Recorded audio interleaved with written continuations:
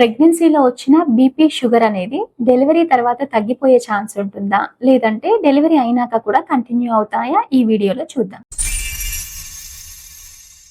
Hi everyone, I'm Dr. Swapna, consultant gynecologist, obstetrician, infertility specialist, KK Virat Hospital, Karimnagar. General గా period miss అవ్వగానే మా దగ్గరికి వస్తారు. అప్పుడు ప్రెగ్నెన్సీ కనుక డిటెక్ట్ అయినట్లయితే మనం రొటీన్ గా అన్ని టెస్టులు చేపిస్తాము. ఆ టెస్టుల్లో కనుక బీపీ, షుగర్ ఉన్నట్లయితే వాటిని క్రానిక్ డిసీజెస్ అంటాం. అంటే పేషెంట్ ప్రెగ్నెంట్ లేడీ మన దగ్గరకు వచ్చిన ఫస్ట్ విజిట్ లోనే కనుక బీపీ, షుగర్ కనుక బయటపడితే అవి ముందు నుంచే ఉన్నాయి కానీ డిటెక్ట్ కాలేదు. మనం చేసే టెస్టుల్లో డిటెక్ట్ అయినాయి. అవి ప్రెగ్నెన్సీ రిలేటెడ్ కాదు, ముందు నుంచే ఉన్నాయి కాబట్టి వాటిని క్రానిక్ అంటాం. Chronic hyper tension, chronic diabetes, లేదంటే ప్రీ జెస్టేషనల్ డయాబెటిస్ ఇలా అంటాం. ఎప్పుడైతే ప్రెగ్నెన్సీ రిలేటెడ్ మనకు ప్రెగ్నెన్సీ చేంజెస్ వల్ల కూడా చాలా సార్లు డయాబెటిస్, బీపీ వస్తాయి. వాటిని pregnancy related hyper tension, gestational hyper tension, gestational diabetes అంటాం. అవి 5th మంత్ నుంచి ఎప్పుడైనా రావచ్చు. 5th, 6th, 7th, 8th month, 9th month. కొన్నిసార్లు వెరీ రేర్ గా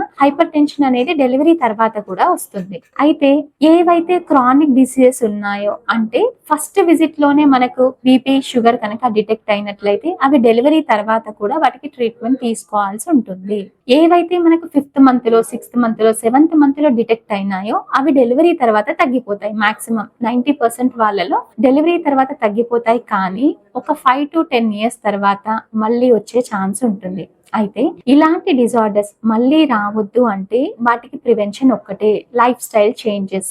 రెగ్యులర్ గా ఎక్సర్సైజ్ చేయడము, రెగ్యులర్ గా కంటిన్యూస్ ఫాలో అప్ లో ఉండడము, మన డైట్ చేంజెస్ చేసుకోవడం వల్ల ఇలాంటి క్రానిక్ డిజార్డర్స్ రాకుండా ప్రివెంట్ చేయొచ్చు.